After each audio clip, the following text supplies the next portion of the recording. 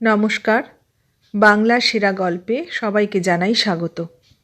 শুরু করছি আজকের গল্প। আজ পড়ে শোনাব প্রতিভা বসুর লেখা গল্প নিখাত সোনা। যে ভদ্রমহিলা আমাকে তার বাড়িতে বৈকালিক চায়ে যেতে বিশেষভাবে অনুরোধ জানিয়ে মেয়ের হাতে একটা চিঠি পাঠিয়েছেন, তাকে আমি চিনি না, কিন্তু দেখেছি। সাধারণত গ্রীষ্মকালে এবং শরৎকালে এই দুই ঋতুতেই দার্জিলিংয়ে এসে কয়েকদিন সম্পূর্ণ বিশ্রামে কাটিয়ে ফিরে যাওয়া আমার বরাবরের অভ্যেস। অর্থাৎ যে বছর যাবৎ দেশে এসেছি এর মধ্যে তার ব্যতিক্রম ঘটেনি। এখানে আমার পিতামহর বাড়ি আছে, তিনি এখানকারই বাসিন্দা ছিলেন। তিনিও ডাক্তার ছিলেন আমার মতো, অথবা আমি তার পদাঙ্ক অনুসরণ করে ডাক্তার হয়েছি। পসার ছিল একচেটিয়া, প্রভূত অর্থ উপার্জন করে গেছেন, বাড়িটি প্রায় প্রাসাদ। এখন তিনি আর ইহজগতে নেই, তার স্ত্রী পুত্রও নেই, আছে শুধু এই বাড়িটা আর তার উত্তরাধিকারী আমি। আমার বাবা তার একমাত্র সন্তান। তাকে বিলেত পাঠিয়েছিলেন ব্যারিস্টারি পাশ করতে, তিনি আর ফিরলেন না। পাশ করে সেখানেই প্র্যাকটিস জমালেন, সেখানেই বিবাহ করলেন, সেখানেই সেটেল করলেন। তবে আমার মা বিদেশিনী ছিলেন না, বাঙালি, যদিও নামেই, কেননা আমার মায়ের বাবা সেই দেশেরই স্থায়ী বাসিন্দা ছিলেন এবং তাঁরা সকলেই খুব সাহেব ভাবাপন্ন। মা মারা যান আমার 15 বছর বয়সে, আর বাবা গেলেন যখন আমি 26 ছাড়িয়ে 27-এ পা দিয়েছি। বিমান দুর্ঘটনায় মারা গিয়েছিলেন তিনি। আমার দাদু ঠাকুমাকে বঞ্চিত করে এদেশেই থেকে যাবার দরুন শেষের দিকে বাবার মনে ভারী একটা কষ্টবোধ কাজ করেছিল। মায়ের মৃত্যুর পরে একবার ফিরে যাবার চেষ্টাও করেছিলেন, হয়নি। ওই বয়সে নতুন করে গিয়ে হঠাৎ অতিথির মতো আবার কোথায় বসবেন, কী করবেন, এই ভেবেই যাওয়া স্থগিত হয়ে গেল। তা ব্যতীত কন্যা বিয়োগে শোকার্ত শ্বশুর শাশুড়ির তিনিই ছিলেন অবলম্বন। আমার দুজন মামা ছিলেন বটে, তবে তাঁরা কেউ কাছে ছিলেন না। একজন একটি ডাচ মেয়েকে বিয়ে করে জার্মানিতে বাস করতেন, আর একজন একটি ফরাসি মেয়ের পানি গ্রহণ করে সেখানেই চলে যান। বলা যায় নিজেদের নিয়েই তাঁরা ব্যতিব্যস্ত, সেখানে পিতামাতার স্থান ছিল না। বাবা অল্প বয়সে এদেরই মতো যৌবনের জোয়ারে আপন পিতামাতাকে ভুলে নববিবাহিত স্ত্রী পুত্র এবং পসার নিয়ে যেরকম মেতে থাকতে পেরেছিলেন, বেশি বয়সে বৃদ্ধ শ্বশুর শাশুড়ির দিকে তাকিয়ে তা পারলেন না। তাছাড়া আমার দাদু ঠাকুমাকে নিয়ে 2-4 বছর বাদেই এসে আমাদের সঙ্গে কয়েক মাস করে থেকে যেতেন। বাবাও 2-1 বার যেতেন। দাদুর ইচ্ছেতেই বাবা আমাকে ডাক্তারি পড়িয়েছিলেন। বাবা মারা যাবার পরে সেই শোক সহ্য করতে না পেরে প্রথমে মারা গেলেন আমার ঠাকুমা, তারপর বছর 2-3-এর মধ্যে দাদামশায় আর দাদুও গেলেন।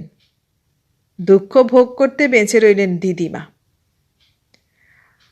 আমার প্রবাসী জীবনে কোনো আগ্রহ ছিল না। বাড়ি বিক্রি করে একদিন আমি চলে এলাম আমার স্বদেশ ভূমিতে। এতকালের বাসস্থান ছেড়ে দিদিমা আসতে চাননি, কিন্তু আমাকে ছেড়ে আসতে পারবেন না বলে এলেন। বিদেশি প্রথায় জীবনযাপন করে এটা বুঝেছেন সেখানে কেউ কারো নয়, মাঝখান থেকে আমার মতো একজন অনুগত নাতিকে ছেড়ে দেওয়া মোটেও বুদ্ধিমতীর কাজ হবে না। আমি ওখানেই জন্মেছি, ওখানেই বড় হয়েছি, ওখানেই লেখাপড়া শিখেছি, পাশ করেছি, কাজ শুরু করেছি। তবু কি আশ্চর্য, আমার মন সর্বদাই আমার মাতৃভূমির প্রতি ধাবিত ছিল। মা বাবা চলে যাওয়া মাত্রই মনস্থির করতে একদিনও সময় লাগেনি আমার। অবশ্য তখনও অবিবাহিত ছিলাম, নইলে কি হতো বলা যায় না। বিবাহ বিষয়েও আমার মনে কতকগুলো অদ্ভুত কল্পনা ছিল। সেই কল্পনার সঙ্গে এদেশের কোনো মেয়ের এক বিন্দু মিল ছিল না, এমনকি আমার বাঙালি মা দিদিমার সঙ্গেও না। আমার মনে বাঙালি মেয়ের যে চেহারা অঙ্কিত ছিল তা অন্যরকম। এই ছবি আমাকে কে দেখিয়েছিল কে জানে। মনে হয় অবোধ বয়সে আমার বাবাই আমার এ বিষয়ের গুরু। আমার বাবাই বাঙালি মেয়ের চলন বলন, চেহারা, চিন্তা সব বিষয়ে এক দেবদুর্লভ বর্ণনা পেশ করতেন তাঁর বিদেশি বন্ধুদের কাছে। আমি গা ঘেঁষে বসে শুনতাম, সেটাই মগজে বীজ হয়ে রোপিত হতো। মা আমাকে ছাড়া ছাড়াভাবে মানুষ করতেন। দরকার মতো প্লে পেনের মধ্যে আটকে রেখে বেরিয়ে যেতেন। ঘুমের সময় হলে পোশাক পরিয়ে নির্দিষ্ট শয্যায় শুয়ে থাকতে বাধ্য করতেন। খাওয়া নিয়ে গোলমাল করলে সাধ্য সাধনা না করে প্লেট শুদ্ধ খাবার তুলে দিতেন ফ্রিজে। হাজার আবদার করলেও নিজের সঙ্গে বেড়াতে নিয়ে যেতেন না। বন্ধুবান্ধব এলে ঢুকতে দিতেন না সেই ঘরে। কিন্তু বাবা অন্যরকম। বাবা আমাকে নিয়ে শুতেন, বেড়াতেন, খেতেন, গা ঘেঁষে বসে থাকতে দিতেন। আমার মন তাই সব সময় বাবা বাবা করত। আমাকে মা ড্যাডি ডাকতে শিখিয়েছিলেন। বাবা বলতেন, ধ্যাৎ, ড্যাডি আবার কি, ওসব আমার ভালো লাগে না, আমাকে বাবা ডাকবি। বাবা আমাকে তুই বলতেন, মা বলতেন তুমি। অবশ্য এই তুই তুমির তফাৎ বেশিরভাগ সময়ই ইংরেজি ভাষার অন্তরালে চাপা পড়ে থাকত। শুধু বাংলা বললেই এই তারতম্য। বাবা সবসময় বাংলা বলতেন, মা সবসময় ইংরেজি। বাবা বাংলা আর দিদিমা বাংলা, এই দুজনের বাংলা শুনে শুনেই আমার যতটুকু বিদ্যা। বস্তুত ইংরেজিই আমার মাতৃভাষার স্থান দখল করেছে। আমার উচ্চারণও সেই ভাষাতেই দক্ষ, মাতৃভাষায় নয়। তবু আমি বাঙালি এই শব্দটাই বুকের মধ্যে পুষে রাখতাম। ওই কারণেই ন্যান্সিকে বিয়ে করিনি। শুধু ন্যান্সি কেন, ফ্যানি, হিলডা, এরা অনেকেই আমার গলায় মালা দিতে চেয়ে ব্যর্থ হয়েছে। সবাই বলে আমি সুপুরুষ এবং অ্যাট্রাকটিভ। হবে, নিজে ঠিক বুঝি না। যা বুঝি তা হচ্ছে আমার ছাত্র জীবন। সেই সব সিঁড়ি আমি হাঁপাতে হাঁপাতে ডিঙোইনি, বড় বড় পা ফেলে অনায়াসে উঠে গেছি। প্রতিটি পরীক্ষার নম্বর এতটাই উঁচুতে উঠে থাকতো যে সাদা চামড়ার ছেলেদের চোখ টাটাতো, মেয়েদের প্রতিযোগিতার লাইন লম্বা হতো, মাস্টারমশাইরা যুগপৎ স্নেহ ও সম্মান বিতরণে অকুণ্ঠ হতেন। আর আমার বাবা, আমার সাদাসিধে বাঙালি বাবা, তার ফুর্তির ঢেউ আমাকে অকুলে ভাসিয়ে নিয়ে যেত। স্বদেশে এসেছিলাম 30 বছর বয়সে। দার্জিলিংয়ে ম্যালের কাছাকাছি দাদুর বিশাল বাড়ি বেগম ভিলার অধিপতি হয়ে সেখানেই ডাক্তার হয়ে বসব, অথবা কলকাতায় চেম্বার খুলব ঠিক করতে পারছিলাম না। আমাদের ছোট পরিবার, তাদের ছোট আয়ু নিয়ে দিদিমা ব্যতীত সকলেই চলে যাওয়ায় বান্ধববর্জিত আমি গুরুজন পরিবৃত হয়ে যে কোনো বুদ্ধি পরামর্শ করব তারও উপায় ছিল না। আমি এখানে নতুন বাসিন্দা। আমার 30 বছরের দেহে মনে এখানকার কোনো ঋতুই ছায়া ফেলেনি। শিকড়বিহীন গাছের মতো ঘুরেছি এদিক ওদিক। প্রথমে কলকাতা এসে হোটেলে উঠেছিলাম। কিছুদিন বাদে স্টেটসম্যানে এক বিজ্ঞাপন দেখে দুম করে বালিগঞ্জ সার্কুলার রোডে বাড়ি কিনে ফেললাম একটা। পুরনো আমলের বেশ হাত পা ছড়ানো বড় বাড়ি। দিদিমা বললেন, দুজন তো মানুষ, কি হবে এত বড় বাড়ি দিয়ে, বরং সামনে বাগানের দিকের ঘরগুলোতেই তোমার চেম্বার করে ফেলো না। বুদ্ধিটা মনে ধরল। সাজিয়ে গুছিয়ে বসে গেলাম সেখানে। দার্জিলিং আমার দ্বিতীয় বাসস্থান হলো। দুটি বাসস্থানকেই আমি সযত্নে রক্ষা করি। আমার সার্কুলার রোডের বাড়িটিও লোকে বলে দেখার মতো। এখন দার্জিলিংয়ের পড়ে থাকা বেগম ভিলা বাড়িটিও বলে দেখার মতো। বেগম আমার ঠাকুমার নাম ছিল।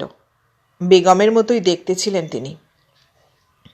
দুই বাড়িতেই মালি রেখে এমন সুন্দর বাগান করেছি, সবজির ক্ষেত করেছি যে পথিকও দুদণ্ড দাঁড়িয়ে দেখে চোখ জুড়িয়ে চলে যায়। প্রজাপতির ভিড় লেগে যায় মধু খেতে। পসার জমাতে দেরি হয়নি, 2 বছরেই লাল। তারপর থেকে সময় কোথায় অন্যদিকে তাকাবার। উন্মাদের মতো পড়াশোনা করি, উন্মাদের মতো প্র্যাকটিস করি, উন্মাদের মতো উপার্জন করি, উন্মাদের মতো ডুবে থাকি বাড়ি ও বাগানের সেবায় আর শোভায়। বন্ধুও হয়েছে কয়েকজন, সত্যিকারের বন্ধু, যারা আমাকে ভালোবাসে এবং আমিও যাদের ভালোবাসি। আত্মীয়ও বেরিয়েছে 2-4 ঘর, তারা আমাকে যত্ন করে, খাতির করে, নেমন্তন্ন করে। এই আত্মীয়তাও আমার খুব ভালো লাগে। আমিও তাদের ডাকি, আদর করি, সময় সুযোগ মতো উপঢৌকন দিই। আমার নাম অনিমেষ চট্টোপাধ্যায়। বিলেতে অ্যানি চ্যাটার্জি ছিলাম। এখানে এসে এই অনিমেষ চট্টোপাধ্যায় নামেই ডাক্তার হয়েছি। রোগীরা, রোগীর অভিভাবকেরা নিশ্চয়ই এই বাঙালি কাণ্ডকারখানার জন্য আমাকে ক্ষমা করত না। কিন্তু আমি যে গড়গড়িয়ে বাংলা বলতে পারি না, উচ্চারণ একটু টটমার্কা, তাতেই অনেকটা পাপ ধুয়ে গেছে। তার উপরে চেহারা নাকি সাহেব সাহেব। তার উপরে কয়েকদিনের মধ্যেই জেনে ফেলেছে জন্মকর্ম বিলেতে। ব্যাস, আর যায় কোথায়? ডক্টর এ চ্যাটার্জি না হলেও তারা ঘাবড়ায় না, অনিমেষ চ্যাটার্জিকেই ডাকে। আমার ভীষণ বাঙালি হতে ইচ্ছে করে। আমার ধুতি পরতে ইচ্ছে করে, হাতে মেখে ভাত খেতে ইচ্ছে করে, দাওয়ায় বসে গল্প করতে ইচ্ছে করে। কিন্তু সে ইচ্ছে কোনো রকমেই পূরণ হয় না। আমি ধুতি পরতে পারি না। অনেক কিনে এনেছি, থরে থরে সাজানো আছে আলমারিতে। শয়নকক্ষে দাঁড়িয়ে আয়নায় দেখে দেখে প্রায় চেষ্টা করি, হয় না ঠিক মতো। কোমরে বেল্ট বেঁধেও ভয় হয় খুলে পড়ে যাবে। অজ্ঞান বয়স থেকে কাঁটা চামচেতে খেয়ে হাত দিয়ে খেতেও ভীষণ অসুবিধে হয়। আর দাওয়ায় বসে গল্প, তার চেয়ে বাঘের দুধ খুঁজে পাওয়া সহজ। সুতরাং মনের তলায় বাসনা মনের তলাতেই ঘুমিয়ে থাকে। সময় সাংঘাতিক কম, অভ্যাস করার মতো একটি দণ্ডও সেখানে দুর্লভ। বাংলার বধূ মুখে তার মধু, বউও খোঁজার সময় হয়নি। পাবই বা কোথায়? যাদের চিনি তারা সব অন্য রকম। আমার কল্পনার সঙ্গে কিচ্ছু মিল নেই তাদের। এখন আমার বয়স 38। জুলপির চুল একদম পাকা, মাথার চুল যদিও কালো। বেশ আছি। বন্ধু বান্ধবী, আত্মীয়, রোগী, সেগার, মদ, বাগান, কনফারেন্স, মিটিং, কনসালটেশন, সব মিলিয়ে কাজের ঠাস বুনট। একটা খোপের মধ্যে আটকে আছি যেন। বেরুবার দরকারও নেই, হয়তোবা পথও নেই। বলা যায় একেবারে স্বয়ংসম্পূর্ণ খোপ। ভদ্রমহিলাকে বছর 4-5 আগে প্রথম দেখি। ম্যালের বেঞ্চিতে আনমনে বসেছিলেন আর মেয়েটি ছোটাছুটি করে খেলছিল। একেবারে ছবি, ভালো লেগেছিল। ভেবেছিলাম আমারই মতো আগন্তুক ঋতুর পাখি, আবার ফিরে যাবে গন্তব্যে। তারপর একবার কে যেন বলেছিল, আগন্তুক সে বিষয়ে কোনো সন্দেহ নেই, তবে চলে যাবার কোনো জায়গা আছে কিনা সন্দেহ। মানে এখানে এসেছে চাকরি নিয়ে। নানা লোক নানা কথা বলে। নানা কথাটা যে কি, এটা জানতে আমার কোনো কৌতূহল হয়নি, সেজন্য জানাও হয়নি। কিন্তু হঠাৎ তিনি আমাকে কেন চায়ের নিমন্ত্রণ করে ডেকে পাঠিয়েছেন বোঝা যাচ্ছে না। মেয়ে তো তার এখনো বিবাহযোগ্যা হয়েছে বলে মনে হয় না। বড়জোর 13 কিংবা 14, তাও হবে না। বারন্ত গড়ন, মুখখানা তো একেবারে কাঁচা, কচি। কি সুন্দর মেয়ে! খুব আশ্চর্য, এই মেয়েকে কিন্তু আজকাল দার্জিলিং এলে কখনো কোথাও দেখি না। মেয়েকেও না, মেয়ের মাকেও না। সেই কতদিন আগে ঝাপসা ঝাপসা দু একবার ম্যালের রাস্তায় যতটুকু দেখা। আমি তো দার্জিলিংয়ের বেশ একজন হর্তাকর্তা ব্যক্তি, অর্থাৎ এখানকার বাঙালি সমাজ আমাকে তাই বানিয়েছে। আমি যে তাদের কত কিছুর মেম্বার, কত সভার প্রধান, কত সমিতির পৃষ্ঠপোষক নিজেই জানি না। আসি তো মাত্র দুবার, থাকি তো মাত্রই কয়েকটা দিন। তারই মধ্যে শহরের প্রভাবশালী লোকেদের ভিড় প্রত্যেক সকালে আমাকে ব্যস্ত করে রাখে। অমনি মিটিং ডাকা হয়, নিয়ে যায় সভাপতি করে। সুন্দরী বালিকারা গলায় ফুলের মালা দেয়, তারপর তারা আমাকে দিয়ে তাদের কাগজপত্র সই করিয়ে নেন। বলেন, আপনার সই ছাড়া কি আমরা কিছু করতে পারি? আমোদ বলুন, আহ্লাদ বলুন, দুর্গাপুজো, কালী পুজো, সমাজের ভালো মন্দ, সমিতির উন্নতি সবই তো আপনার অনুমোদন নিয়ে করি আমরা। এই বলে হিসেব দেখান, চাঁদা চান। আমিও দরাজ হাতে দিই। আমার ভালোই লাগে এরকম দলবদ্ধ জীবনের সঙ্গে সংস্রব রাখতে, আত্মীয়তার স্বাদ পাই। এরাও বলেন, আপনি অথবা তুমি হলেন অথবা হলে আমাদের ডাক্তার দাদার নাতি। আপনি তো আমাদের, আপনার উপর আমাদের প্রত্যেকের দাবি আছে। কলকাতা আছে কর্মোপলক্ষে, কিন্তু দেশ বলতে এটাই, জন বলতে আমরাই। আমি বলি, নিশ্চয় নিশ্চয়। দেবকান্তবাবু এখানকার অবস্থাপন্ন লোক, জলপাইগুড়ির মানুষ, কিন্তু ব্যবসা নিয়ে 3 পুরুষের বসবাস দার্জিলিং শহরে। তার ভারী শখ আমাকে জামাই করেন। শখ অবশ্য যার মেয়ে আছে তারই। যে কদিন আছি এ একটা কম উৎপাত নয় আমার পক্ষে। চিঠিও পাই অনেক কলকাতা ফিরে গিয়ে। এদের মতে পাত্র হিসেবে আমার তুলনা বিরল। বিলেতে থেকেছি সেটাই তো মস্ত সার্টিফিকেট, তার উপরে এত বড় ডাক্তার, তার উপর মাতামহ পিতামহ এবং পিতা সকলের অর্থবিত্তের একমাত্র অধিকারী, তার উপর নিজের উপার্জনের সীমা নেই। অনেকে তাদের মেয়েদেরও লেলিয়ে দেন। মেয়েরা নিজেরাও কম বেগে ধাবিত হয় না। এই অবস্থা আমার এখানেও, কলকাতাতেও। কিন্তু আমার কারো প্রতি প্রেম হয় না, শারীরিকভাবে পর্যন্ত কোনো উত্তেজনা হয় না। যদিও মেয়েরা সেভাবে উত্তেজিত করতে যথেষ্ট উদ্যম খরচ করে, অর্থাৎ আমাকে প্রতিরূপে পেতে তারা ওর প্রতিযোগী হয়ে সব কিছু করতেই রাজি। আমি দেখেছি মেয়ে বিষয়ে বরাবরই আমি বেশ নিষ্পৃহ। এই অনীহা অবশ্যই স্বাস্থ্যসম্মত নয়। কি করা যাবে? কাউকেই যে পছন্দ হয় না, ভালো লাগে না। সবচেয়ে খারাপ লাগে এদের বিলিতি নকল, বিশ্রী বিশ্রী। নকল সব ক্ষেত্রেই সমান বিরক্তিকর। সব দেশেরই একটা আলাদা ঐতিহ্য আছে, বৈশিষ্ট্য আছে, ব্যক্তিত্ব আছে। বাঙালি মেয়েরা এরকম কেন? আমি জাপানে গিয়েছি, চীনের মানুষ দেখেছি। দেখলেই বোঝা যায় কার দেশের কোন কালচার। শুধু এরাই যেন কেমন। দেবকান্তবাবু 8 বছর ধরে একই আশা শোষণ করে যাচ্ছেন হৃদয়ে। মেয়েকে অবিবাহিত করে রেখে দিয়েছেন। বয়স কিন্তু কম হয়নি, কিন্তু মিথ্যে করে কমিয়ে বলেন। বিয়ে হবে কি? যা বাজ বিচার! কোনো পাত্রই তাঁদের পছন্দ হয় না। কোনো পাত্রই নাকি তার মেয়ের যোগ্য নয়। একটি ছেলেকে সব রকমে পছন্দ হয়েও হলো না।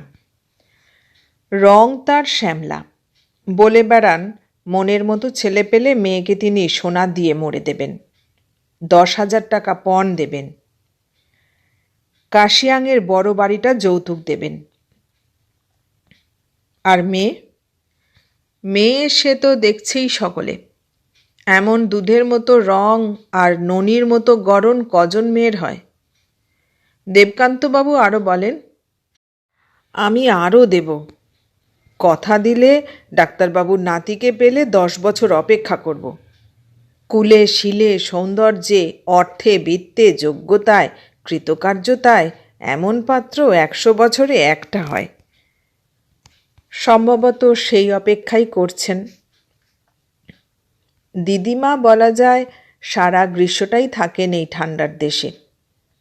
গরম একেবারে সহ্য করতে পারেন না, সেজন্য 6 মাস পাহাড় আর 6 মাস সমতল। দিদিমাকে খুব দেখাশুনো করেন ওরা। দেবকান্তবাবুর মেয়ে এসে অযাচিতভাবে অনেক সেবা করে যায়। আমার জন্যে নির্দিষ্ট গুছানো ঘর আবার গুছোয়। দিদিমা খুব খুশি, বলেন, বোকা ছেলে, চুল তো পাকলো, আর কি পাবি এরকম মেয়ে। আমাকে যে কত করে ওরা সবাই মিলে তার তুলনা নেই। একটা কৃতজ্ঞতাও তো আছে। সেটা সত্য। আমার দিদিমাকে ওরা যে এমনভাবে দেখাশুনো করেন, সেজন্য আমার নিশ্চয়ই কৃতজ্ঞ থাকা উচিত। থাকতামও যদি না জানতাম এত কিছুর পিছনে ওদের একটা স্পষ্ট উদ্দেশ্য কাজ করছে। এই শহরের বেশ বড় বড় বাঙালি সমাজটির বিধানকর্তা দেবকান্তবাবু। মনে হয় অত্যন্ত পিউরিটান, যদিও থাকেন বেশ হালে চালে। লরেটোতে পড়া মেয়ে সাজসজ্জায় দুরন্ত, মুখে ইংরেজি বুলির খই ফোটে, ছেলেদের সঙ্গে মেলামেশায়ও যথেষ্ট স্বাধীন। অন্তত তার সঙ্গে তো নিষেধ শাসনের কোনো গণ্ডি আছে বলেই মনে হয় না। কিন্তু মনের ভিতরে একটাও জানালা নেই, একটু আলো নেই, সব অন্ধকার। আচার বিচার সংস্কারের একটা বান্ডিল। কে কোন জাত, কে কত বড় লোক, কার মেয়ে কার সঙ্গে প্রেম করে, কোন মহিলার কত চরিত্র দোষ, কে পায়ের যোগ্য মানুষ না হয়েও মাথায় হাত দিয়ে কথা বলে, এই সব আলোচনাই হচ্ছে জীবনের প্রধান বাসন।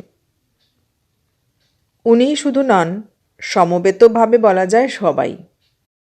তবে যেহেতু দেবকান্তবাবু একজন কেষ্টবিষ্টু, তাই তিনিই ভূমিকাটা করে দিয়ে গাড়ির মতো চালিয়েছেন আর সবাইকে। এত কিছু আমার জানবার কথা নয়। বছরে 2 সপ্তাহের জন্য এসে একদিন আধদিন ফুলের মালা গলায় দিয়ে সভাপতি হওয়ার মধ্যে এই সব জ্ঞানের বিশেষ জায়গা থাকে না। যদি বা আভাসে ইঙ্গিতে এর ওর বিষয়ে কিছু বলার চেষ্টাও করেন, আমি ঠিক বুঝতে পারি না। বোঝার উৎসাহ কম বলে ভালো করে বোঝাতেও ভরসা পান না কেউ।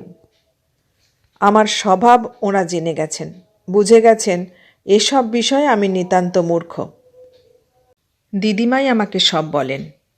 দিদিমার বয়স হয়েছে, সবসময় চড়াই উতরাই ভেঙে সর্বত্র যেতে পারেন না বলে তার উপস্থিতির জন্য বেগম ভিলাতেই মহিলারা আসেন, মিটিং করেন, অর্থাৎ মহিলা সমিতির সভা। তখন মিলিত হয়ে সকলে যে সমস্ত আলোচনা করেন তা থেকেই দিদিমা জানতে পারেন সব। ঘরে বসে প্রায় সকলকেই তিনি চেনেন। ইদানিং কারো বিরুদ্ধে যে একটা ভীষণ ষড়যন্ত্র চলছে সেটাও শুনেছেন, কিন্তু সে যে কে তা জানেন না। এই বাঙালি সমাজে করুণানিধনবাবুও যথেষ্ট উচ্চপদস্থ। তিনিও চা বাগানের মালিক। তার মেয়েও এতদিন আমাকেই পতিত্বে বরণ করতে উৎসুক ছিল। সম্প্রতি 2-1 বছর আগে বিয়ে করে একেবারে ডগমগ। তবে সেটাই শেষ নয়, আরও 3টি আছে। তার একটি বলা যায় পূর্ণ যুবতী, সেও ছিপ ফেলে বসে আছে। মজাই লাগে। ভাগ্যিস সময় নেই, নইলে বেশি দিনের জন্য এসে থাকলে কে জানে কার সঙ্গে লটকে যেতাম। আসলে বিয়েতে আমি বিশ্বাস করি না, দরকারই বা কিসের। যেখানে অবিবাহিত থেকে দায় দায়িত্ব কাঁধে না নিয়েও সব পাওয়া যায়, সেখানে আর ঝামেলা পাকিয়ে লাভ কি। অল্প বয়সে তবু এক ধরনের মোহ ছিল স্ত্রী নামের সম্পর্কটার প্রতি। সেই সময়টা যেন কখন গড়িয়ে গেছে। এখন এই মধ্য বয়সে সে চিন্তা মনকে আকর্ষণ করে না। আমার কাজের লোকজনেরা খুব ভালো, একেবারে বাবু অন্তপ্রাণ, সাহেব অন্ত নয়। আরম্ভে তারা সাপ বলতেই অভ্যস্ত ছিল। অনেক বলে বলে সেটা ছাড়ানো গেছে, আর ছাড়াবার পরেই সহসা কেমন কাছের মানুষ হয়ে উঠল। সম্ভ্রমের আড়াল আছে, কিন্তু ভয়ের দেয়ালটা খসে গেল। সাহেবদের কেমন ভয় পাই আমরা। তারা এখনো আমাদের কাছে প্রভু, স্বাধীনতার এত বছর পরেও। কি আশ্চর্য! আমি যে একটু সাহেব সাহেব, সেই দেশের জলবায়ু মেখে যে ভাবভঙ্গি কিছুটা অনিচ্ছা সত্ত্বেও তাদের মতো হয়ে গেছে, তাতেই এক লাফে অনেক উঁচুতে উঠে আছি। সত্যি সাহেব হলে আর রক্ষে ছিল না। এত সাহেব হয়েও আমি বাংলায় কথা বলি, বাপরে বাপ, সবাই তো একেবারে তাজ্জব। এত সাহেব হয়েও সকলের সঙ্গে ঘাড়ে পিঠে হাত দিয়ে কথা বলি, সে কি সহজ কথা? জম্মকম্ম সে দেশে, তবু মাটিতে বসতে পারি, ডাল ভাত খেতে পারি, এলোমেলো করে হলেও মধ্যে মধ্যে বেল্ট বেঁধে ধুতি পরি, সব যাবে কোথায়? এর তুল্য আশ্চর্য মাটির মানুষ আর হয় নাকি? আমার যে কত হাসি পায় তা এরা জানে না, কত যে করুণা হয় তা এরা জানে না। প্রশংসা করতে করতে এরা কানের মাথা খেয়ে ফেলে। এখন ভাবি, ভাগ্যিস কর্মস্থল কলকাতাকে বেছে নিয়েছি। এই মহানগরীতে কে কার কে আমার। পাত্র হিসাবে অবিবাহিত জেনে কিছু পাত্রী অথবা তাদের পিতামাতারা জ্বালালেও মোটামুটি আপন মনে আমার অবকাশ অনেক। মেলামেশার ক্ষেত্র বৃহৎ, পছন্দ মতো সঙ্গ বেছে নেওয়া যায়, নিয়েওছি। আমার বন্ধুবান্ধবরা আত্মীয়রা সবাই আমার মনোমতো, কাজের লোকেরাও মনোমতো হওয়ায় আরও সুবিধে, আমাকে দেখে শোনে যত্ন করে। স্ত্রী হলে কত ঝগড়া করত, কাজ না করেও কত কাজ করে বলে খোঁটা দিত। আরামে বিলাসে থাকতে থাকতে অতিষ্ঠ হয়ে নতুন জীবনের জন্য লালায়িত হতো। দার্জিলিংয়ে ডাক্তার হয়ে বসলেই হয়েছিল আর কি। ওই চৌহদ্দির মধ্যে ঘুরপাক খেতে খেতেই মরে যেতাম। কিন্তু এই মহিলা হঠাৎ আমাকে ডাকলেন কেন? আমাকে দিয়ে তার কি দরকার থাকতে পারে? মহিলার মেয়েটি বড় সুন্দর, বড় মিষ্টি, কি নরম কোমল লজ্জা লজ্জা ভঙ্গি।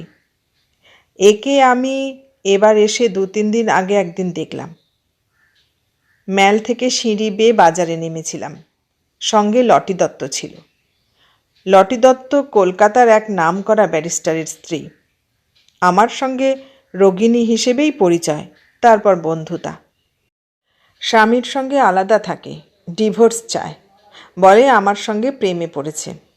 এখন পৃথিবী একদিকে, আমি একদিকে। শুনতে মন্দ কি, কিন্তু মহিলাটির প্রতি আমি শুধু যে মনের দিক থেকেই কোনো আকর্ষণ বোধ করি না তাই নয়, অনেক সুযোগ থাকা সত্ত্বেও দেহের প্রলোভনও হয় না।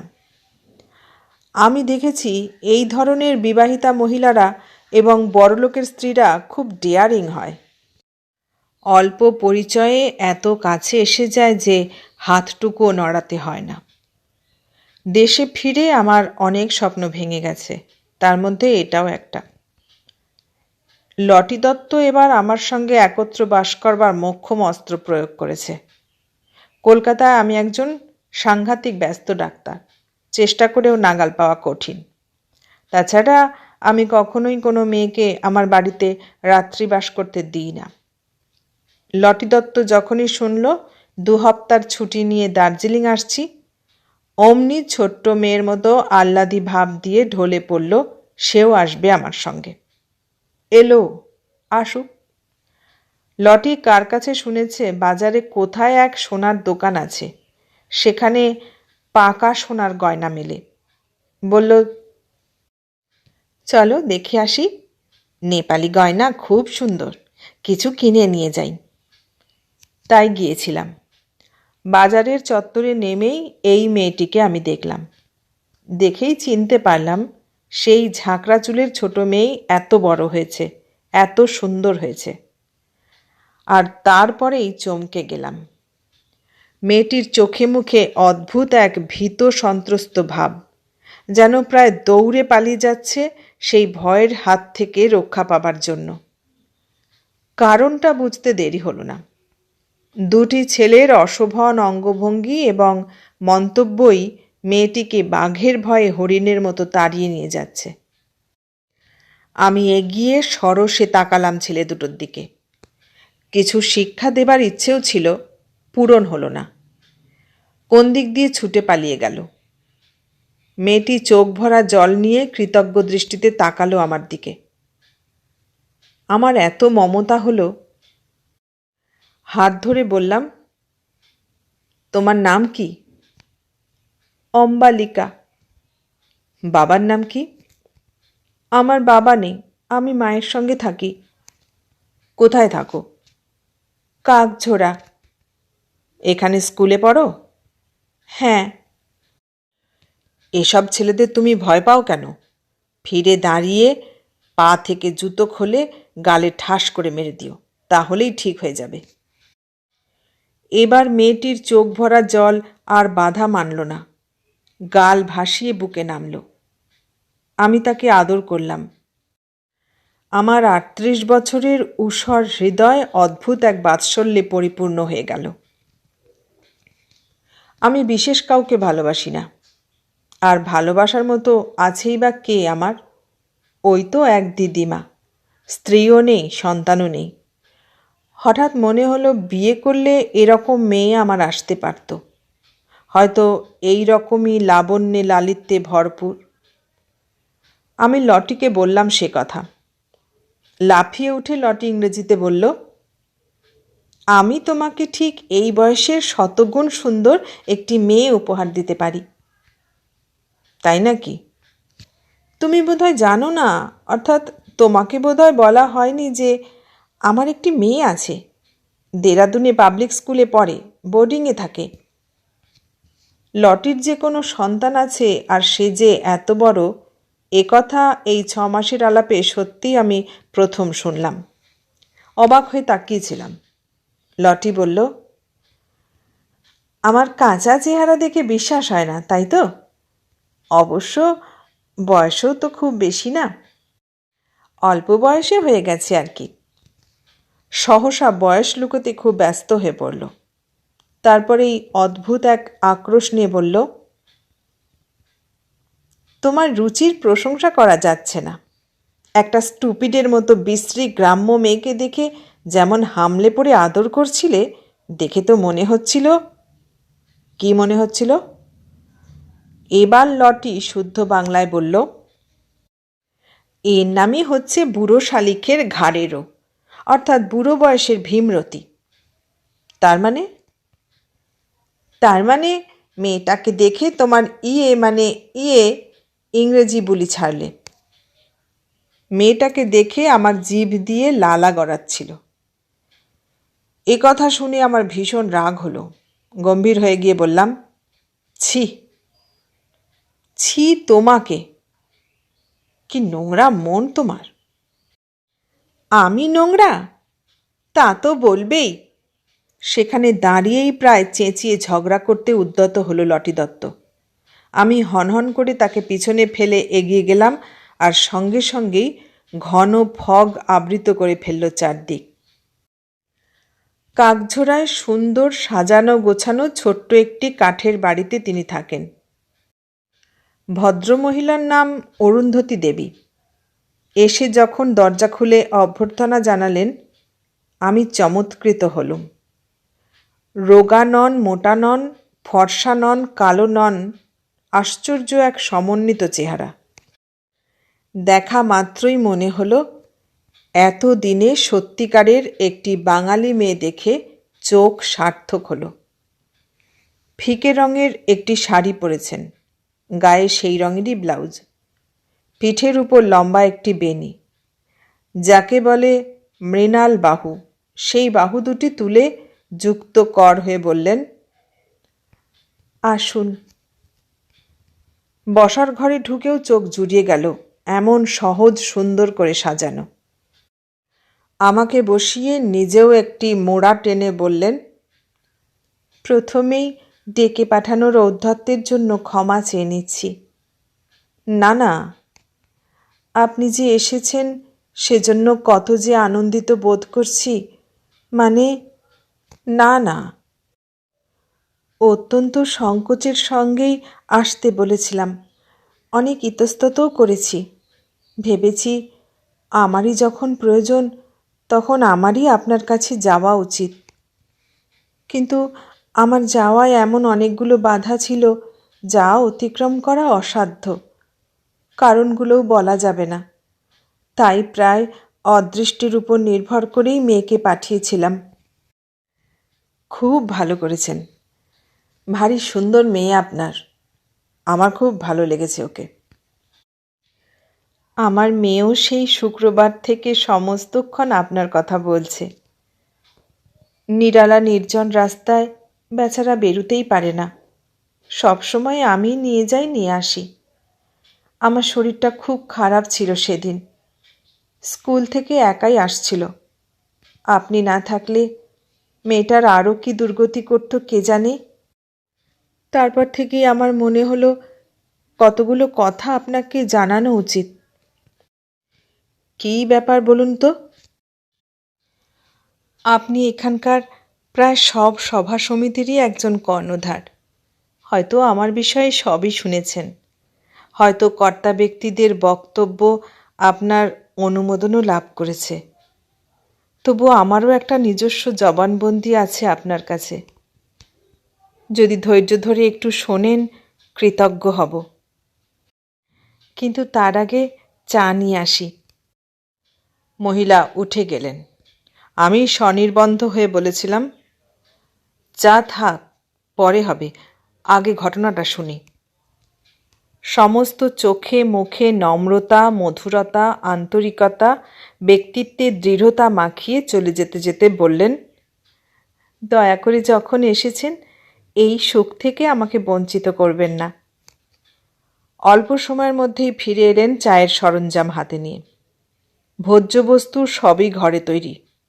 স্বল্প কিন্তু অত্যন্ত স্বাদু। এমন স্বাদ আহার আমি কখনো কোথাও গ্রহণ করিনি। পরিচ্ছন্ন দামি কাপে দামি সুগন্ধি চা এগিয়ে দিয়ে নিজেও এক কাপ নিলেন। ফুল কাটা প্লেটে খাবার সাজিয়ে দিলেন। চায়ের পর্ব শেষ হতে হতে বললেন, দার্জিলিংয়ের সব প্রতাপশালী বাঙালিরা মিলে ঠিক করেছেন আমাকে আর এই শহরে থাকতে দেওয়া হবে না। আমি আশ্চর্য হয়ে বললাম, কেন? আপনি কি জানেন না? না তো। কিন্তু আপনি সেই মিটিংয়ের সভাপতি ছিলেন। কোন মিটিং? দেবকান্তবাবুর বাড়িতে যেটা হলো। দেখুন, আমাকে ওরা ধরে নিয়ে গিয়ে অযথাই সভাপতি, সেক্রেটারি ইত্যাদি নাম দিয়ে মালা পরান, সম্মান দেন, মতামত জিজ্ঞাসা করেন। আমি এখানে থাকি না, কিছু জানি না, বুঝিও না অনেক কিছু। আসল মিটিং শুরু হবার অনেক আগেই চলে যাই। ঘটনাগুলো বস্তুত সমস্তই অজ্ঞাত থাকে। দেবকান্তবাবুর বাড়িতে আমি আসার পরেই যে মিটিংটা হলো, আমার তো ধারণা সেটা কালী পূজা সমিতির ব্যাপার। আমার নামে 1000 টাকা চাঁদা ধরেছিলেন, সেটা দিয়েই আমি চলে আসি। তাছাড়া তাঁরাও যেমন এই শহরে বাস করেন, আপনিও তাই। সুতরাং আপনাকে থাকতে দেবে না এরকম একটা উদ্ভট কথা বলবার কি অধিকার আছে তাদের? আমি এখানে প্রায় 5 বছর হলো এসেছি। প্রথম 2 বছর নিরুপদ্রবেই কেটেছিল। তৃতীয় বছরেই গোলমালটা শুরু হলো। কিসের গোলমাল? প্রথম গোলমাল, আমি মেলামেশায় তেমন পটু নই। এসব মফস্বল শহরে এটা কম বড় অপরাধ নয়। তাছাড়া আমার চালচলন, সাজসজ্জা কোনোটাই এদের পছন্দসই নয়। মানে? মানে এরা ঠিক বুঝতে পারছেন না আমি সধবা অথবা বিধবা। এখানে একটা মহিলা সমিতি আছে, আমি সেই সমিতিতে যাইনি, সভ্যও হইনি। আমি জানতাম এ ধরনের মিলনে নানা রকম কথা উঠে পড়ে। কৌতূহলী হয়ে সকলেই সকলের ব্যক্তিগত জীবন জানতে উৎসুক হয়। সন্তোষজনক জবাব না পেলে ক্রুদ্ধ হয়। সেই ভয়ে আমি আরও গুটিয়ে থেকেছি। কী আশ্চর্য! আপনি তো আপনার রুচি মতোই জীবনযাপন করবেন। আপনি অবশ্যই একজন স্বাধীন নাগরিক। সব ক্ষেত্রে সে কথা যে খাটে না তার প্রমাণ তো আমি। একে তো একজন মহিলা একটি মেয়ে নিয়ে একা থাকে, সেটাই সমাজগতভাবে একটা মস্ত অপরাধ। উপরন্তু দুষ্টু লোকেরা অরক্ষিত ভেবে সুযোগ নেবার চেষ্টা করে, যেমন অধিক রাত্রে দরজা ধাক্কানো, ঢিল ছোড়া, অশ্রাব্য মন্তব্য, অনুসরণ করা। কি অবস্থায় যে বাস করছি। ভদ্রমহিলা চুপ করলেন, মুখ নিচু করলেন, পরিত্যক্ত চায়ের সরঞ্জাম ট্রের উপর গুছিয়ে রাখতে লাগলেন। আমি বললাম, দেখুন, আমার জীবনের বড় অংশটাই কেটেছে অন্য একটা দেশে। আপন দেশের রীতিনীতি চরিত্র বলা যায় আমার কাছে খুবই অচেনা।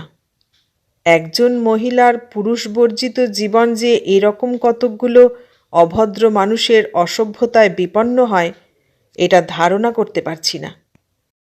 শিক্ষিত সজ্জন মানুষও তো আছে কিছু, যারা এসে এই অন্যায়কারীদের সাজা দিতে পারেন। মহিলা অস্ফুটে হাসলেন, তারপর তাকালেন। আমি তার বড় বড় কালো চোখের সৌন্দর্যে অভিভূত হলাম। সবিনয়ে বললাম, আমাকে যখন ডেকে পাঠিয়েছেন নিশ্চয়ই ভেবেছেন এ বিষয়ে আমার কিছু করণীয় আছে। আমি সত্যি বলছি, আমার যদি তিলমাত্র সাধ্যও থাকে আপনার কোনো কাজে লাগবার, তাতে আমি কৃতার্থ হব। অনেক ধন্যবাদ, কিন্তু সব শুনে সেই মন আপনার থাকবে কিনা জানি না। এর মধ্যে আর শোনবার কি আছে? আমি আজই দেবকান্ত বাবুদের সঙ্গে এ বিষয়ে কথা বলবো। তাদের উচিত আপনাকে সমস্ত রকম সাহায্য করা। মহিলা আবার হাসলেন, গালে টোল পড়ল, সারা ভঙ্গিতে বিষাদের সমুদ্র ঢেউ তুলল। চুপ করে থেকে বললেন, দেবকান্ত বাবুরাই স্থির করেছেন আমাকে আমার মেয়ে নিয়ে এখান থেকে বিতাড়িত হতে হবে। আমার চাকুরিস্থলে গিয়েও এ নিয়ে দরবার করে এসেছেন। শহরের বাজে ছেলেদের লেলিয়ে দিয়েছেন উত্ত্যক্ত করবার জন্য। সে কি? এবং আপনি সেই মিটিংয়ের প্রধান বলে আমাকে জানানো হয়েছে। কখনো না। তাহলে কি ধরে নেব আপনাকে প্রধান করে নিজেরাই এই সিদ্ধান্ত নিয়েছেন? তাছাড়া আর কি, আমি তো এসব কিছুই জানি না। তাই হবে, আপনাকে দেখে সেটাই সম্ভব বলে মনে হচ্ছে। অম্বুকে আপনি সেদিন যেভাবে রক্ষা করেছিলেন, তাতেই আমার মনে হয়েছিল এসব ঘোঁট বা ষড়যন্ত্রের মধ্যে আপনি নেই। আপনার অজান্তেই সব কিছু করে যাচ্ছেন এরা। অনেক চিন্তা করে সেজন্যই একবার আসতে অনুরোধ করেছিলাম। উত্তেজিত হয়ে বললাম, ভাগ্যিস ডেকেছেন, নইলে এসবের বিন্দু বিসর্গও তো আমি জানতে পারতাম না। আপনার বিরুদ্ধে আমি কেন ষড়যন্ত্র করব? আমি তো আপনাকে চিনিই না। দেখেছি 2-4 বার, শুধু এইটুকু। এর পরেই বোকার মতো বললাম, তবে যে উপলক্ষেই হোক, আপনাকে কাছাকাছি দেখে চোখ সার্থক হলো। আসই সব বাঙালি মেয়েরা আমার কাছে একটা স্বপ্ন। এতদিনে জানলাম সে স্বপ্ন শুধুই স্বপ্ন নয়। বলেই আমি মনে মনে জিভ কাটলাম। ছি ছি ছি, এটা বলা নিশ্চয়ই অত্যন্ত গর্হিত হয়েছে। হয়তো উনি ভাবলেন সুযোগ পেয়ে আমিও এসব বলে অপমান করছি। এর মধ্যে আমার যে সত্যি কোনো উদ্দেশ্য নেই তা উনি কেমন করে জানবেন? তৎক্ষণাৎ আবার বললাম, আমার ভাষাটা বোধহয় ঠিক হলো না। মাতৃভাষায় আমি খুব দক্ষ নই। অপরাধ হলে ক্ষমা করে নেবেন। আজ উঠি।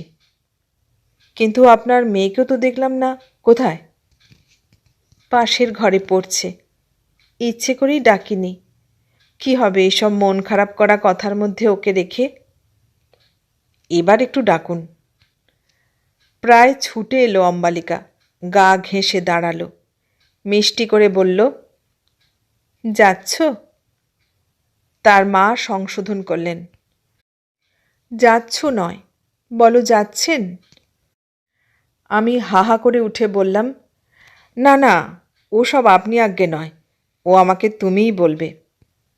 তারপর আদর করে বললাম, শোনো অম্বালিকা, তুমি কাল সকালে আমার সঙ্গে ব্রেকফাস্ট খাবে। আমি এসে নিয়ে যাব নাকি তুমি নিজে নিজে যাবে? মাকে বলে দাও আমি তোমার গডফাদার হতে চাই।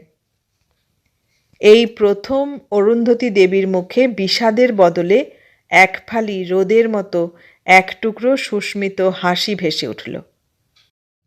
তিনি দরজা ধরে দাঁড়িয়ে রইলেন। আমি বিদায় নিলাম। আমি অরুন্ধতী দেবীর বিষয়ে জিজ্ঞেস করেছিলাম দেবকান্ত বাবুদের। বিরক্তির ভঙ্গিতে বলেছিলাম, আপনারা এসব কি করছেন বলুন তো? ওরা অবাক হয়ে বললেন, কি? অরুন্ধতী দেবীকে নাকি এ শহরে থাকতে দেবেন না স্থির করেছেন। অরুন্ধতী দেবী? ও, সেই স্ত্রীলোকটা? তাকে তুমি কি করে চিনলে? যেভাবেই জেনে থাকি সেটা জানা জরুরি নয়। যেটা এই মুহূর্তে জরুরি সেটা হচ্ছে এই যে কোনো সম্ভ্রান্ত ভদ্রমহিলাকে স্ত্রীলোকটা বলে উল্লেখ করা ঠিক ভদ্রজনোচিত নয়। ৩-৪ জন তথাকথিত বিশিষ্ট ব্যক্তি উপস্থিত ছিলেন সেখানে। সকলেই একযোগে কিছু বলতে উদ্যত হলেন। দেবকান্তবাবু থামিয়ে দিয়ে ঠান্ডা মাথায় ধীর হয়ে বললেন, অনিমেষ, তুমি একজন বিদ্বান বুদ্ধিমান বিজ্ঞ ছেলে। তোমাকে বোঝাবার বিশেষ কিছু নেই আমাদের। ভদ্রমহিলাকে যে ভদ্রমহিলা বলে উল্লেখ করতে হয় তা আমরা জানি, এবং একটা স্ত্রীলোককে যে স্ত্রীলোক বলেই উচ্চারণ করা দরকার তাও আমরা মানি। কি বলতে চান? বলতে চাই, সমাজে বাস করতে হলে এবং পারিবারিক জীবনযাপন করতে হলে যেমন তেলে জলে মেশে না, তেমনি কোনো অসৎ চরিত্র স্ত্রীলোককেও সকলের সঙ্গে এক আসনে বসিয়ে রাখা চলে না। মানে? মানে বুঝে নাও। মেয়েটা কার? ওর বাপ কোথায়? কে ওর বাপ? মুখে একটা কুটিল হাসি ফুটিয়ে তুলে মাথা নাড়লেন। বাপু হে, তোমার চেয়ে বয়স আমাদের কিছু বেশি। ওসব ঢলানি পাড়ানিতে আমরা ভুলি না। তুমি সরল মানুষ, বুঝেছি। এবার তোমাকে ধরেছে। আর খবরটা যে কানে আসেনি তাও নয়। সোজা ভাষায় ওই অরুন্ধতীটি একটি প্রস্টিটিউট। ওর ওই মেয়ে কার দ্বারা জগতে এসেছে পারো তো জিজ্ঞেস করে দেখো। আর এও বলি, পারো তো ওই পাড়া মারিও না। আমরা তোমাকে ভালোবাসি, সন্তানের অধিক জ্ঞান করি।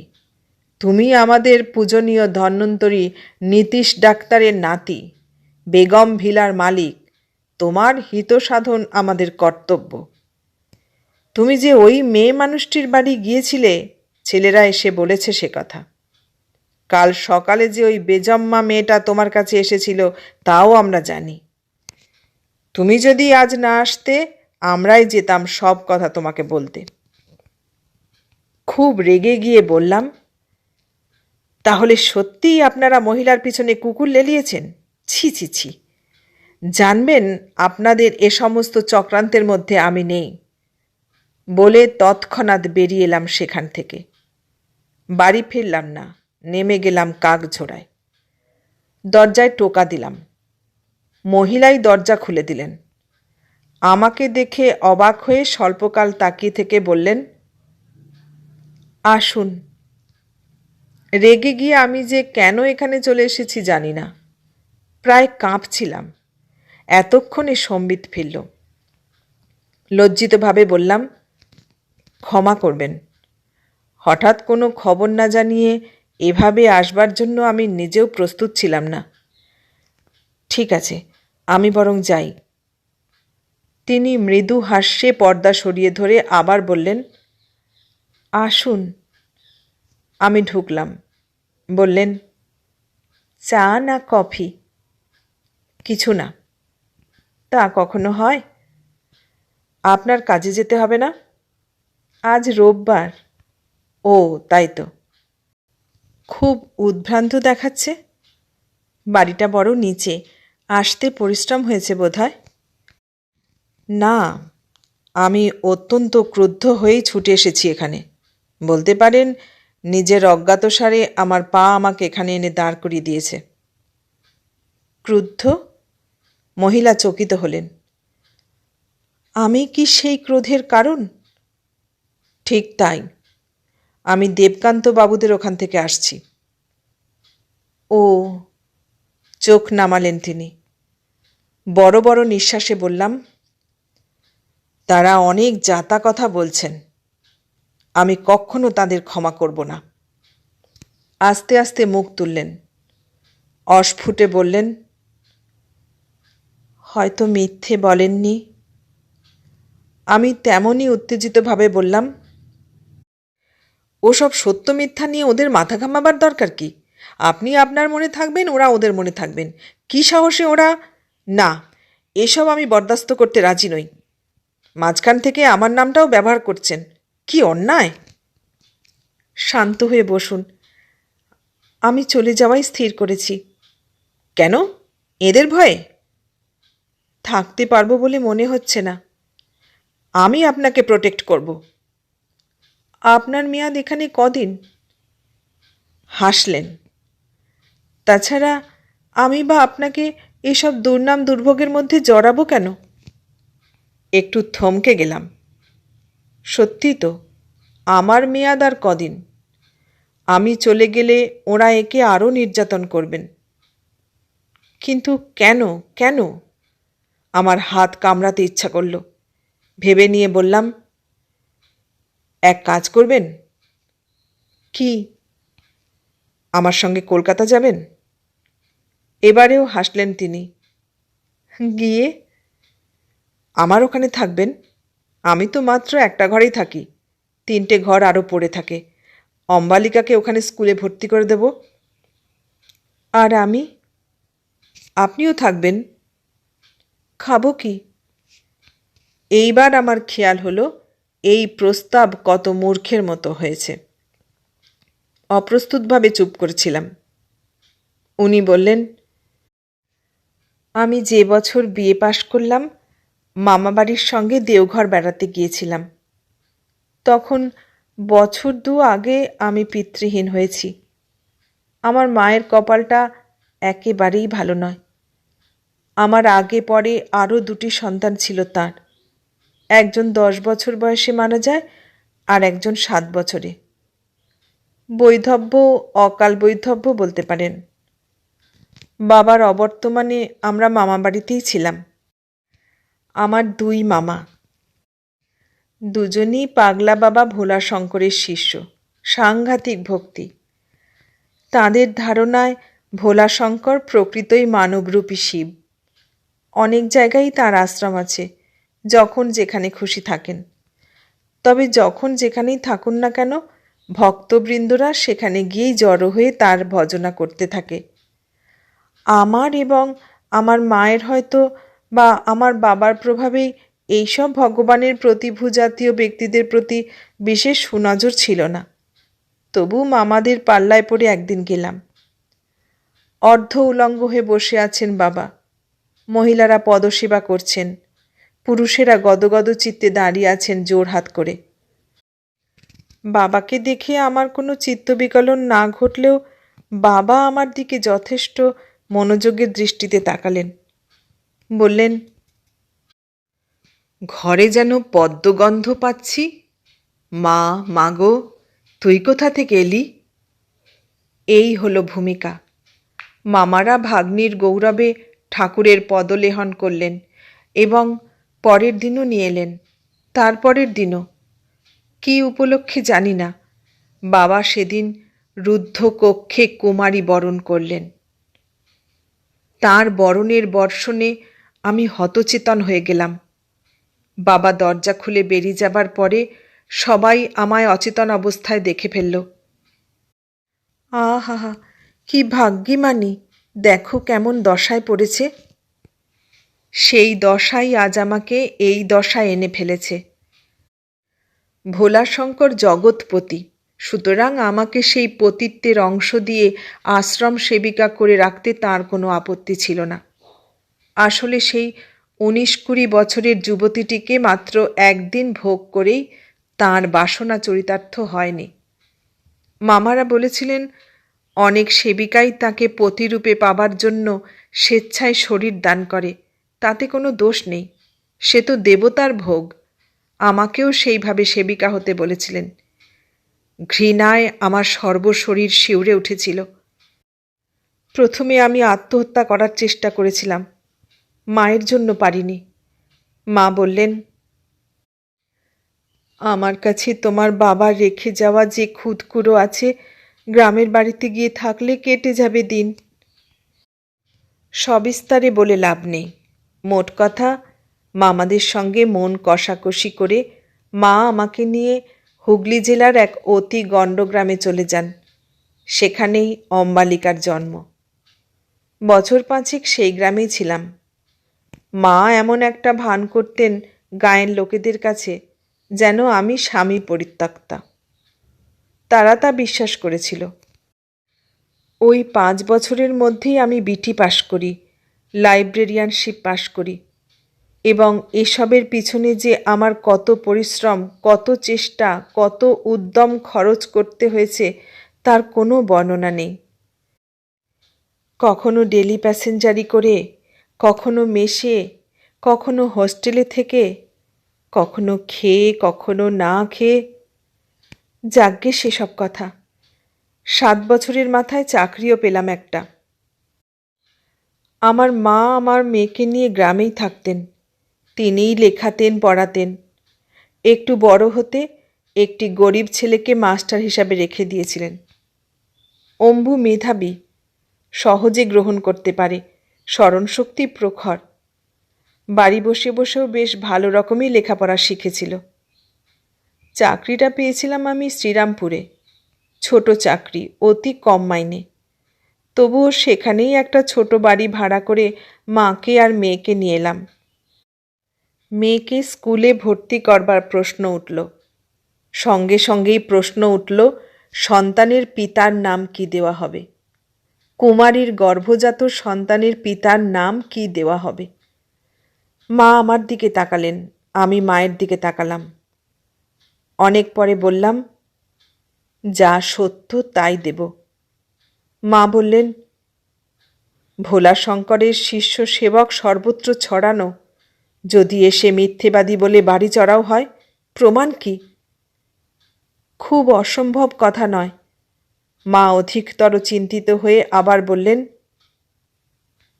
এখানে আবার সবাই জানে বিধবা। হুগলিতেও মা একটা প্রচ্ছন্ন মিথ্যার মধ্যেই আমাকে ঢেকে রেখেছিলেন। আমিও প্রতিবাদ করিনি। কি করব বলুন? বাঁচতে হবে তো, বাচ্চাটাকে তো রক্ষা করতে হবে।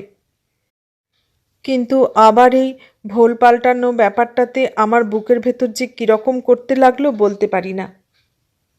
এই মিথ্যা অস্তিত্ব নিয়েই কি তবে সমস্ত জীবন কাটবে আমার? শেষ পর্যন্ত মেয়েকে আর কোনো বাংলা স্কুলেই নিয়ে গেলাম না। ফাদার আব্রাহামের কাছে গেলাম। তাকে আমি সব বললাম। তিনি আমার নামেই ভর্তি করে নিলেন তার স্কুলে। ফাদার আব্রাহাম ওখানে একজন খুব বিখ্যাত লোক। ধার্মিক এবং পণ্ডিত বলে সবাই ভক্তি শ্রদ্ধা করত, মান্য করত, এক ডাকে চিনত। সকলের বিপদ আপদেই তিনি ছিলেন বন্ধু। অর্থ সামর্থ্য সব নিয়েই উপস্থিত হতেন। বছর 4 বাদে তিনিই আমাকে এখানকার কলেজের লাইব্রেরিয়ান করে পাঠালেন। অম্বুকে প্রাণতুল্য ভালোবাসতেন। নিজে এসে ভর্তি করে দিয়ে গেলেন স্কুলে। কি করে যে কার মুখ থেকে বাঙালি সমাজ জেনে ফেলেছে অম্বু আমার কুমারী অবস্থার সন্তান আমি জানি না। আমি আমার মাকেও এখানে নিয়ে এসেছিলাম। বছর 3 মধ্যেই মারা গেলেন তিনি। আর সেই সময় থেকেই শুরু হলো উৎপাত। এভাবে কি থাকা যায় বলুন? সমস্ত বৃত্তান্ত বলে অরুন্ধতী দেবী চুপ করলেন। আমি বললাম, আপনি কখনো বিয়ে করার কথা ভাবেননি? ভেবেছি। তবে করেননি কেন?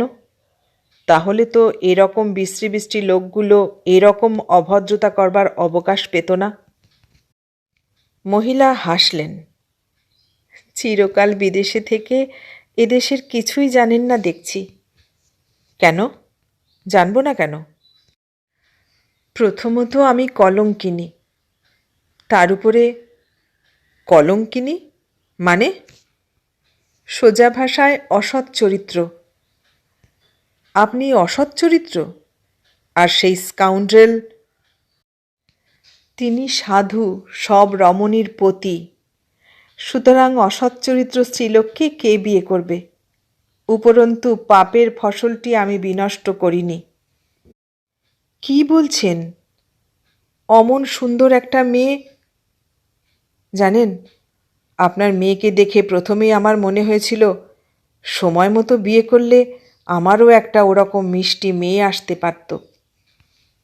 মহিলা বিস্মিত চোখে তাকিয়ে বললেন, আপনি বিয়ে করেননি? কিন্তু আমি যে সেদিন সন্ধ্যাবেলা আপনাকে আপনার স্ত্রীর সঙ্গে জিমখানা ক্লাবের রাস্তায় দেখতে পেলাম।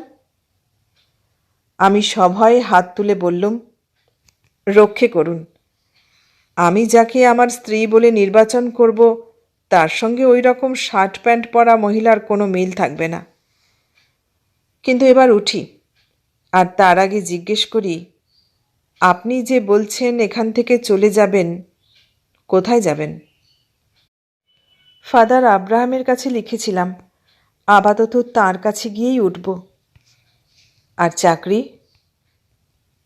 সে তো একটা মস্ত ভাবনাই। আমি বলছি আপনি যাবেন না। এদের সঙ্গে যুদ্ধ করে আমি হেরে গেছি। আমার ভয় হচ্ছে আমার মেয়ের জীবনেও না এরা শেষে আমার জীবনটাকেই ঘনিয়ে আনে।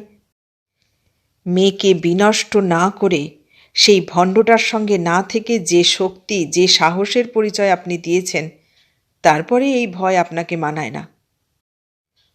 অম্বুকে ওরা একদিন যাকে বলে হরণ করা তাই করতে পারে বলে আমার ধারণা। আমি পাগল হয়ে যাব। আমাকে পালাতেই হবে ডক্টর চ্যাটার্জি। কোথায় পালাবেন? পালিয়ে পালিয়ে কত দূরে যাবেন? সর্বত্রই দেবকান্তদের দল তাড়া করবে আপনাকে। তাহলে আমি কি করব?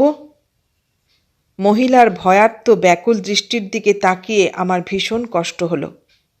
তাকে রক্ষা করা আমি কর্তব্য বলে মনে করলাম, মনুষ্যত্ব হিসাবে গণ্য করলাম।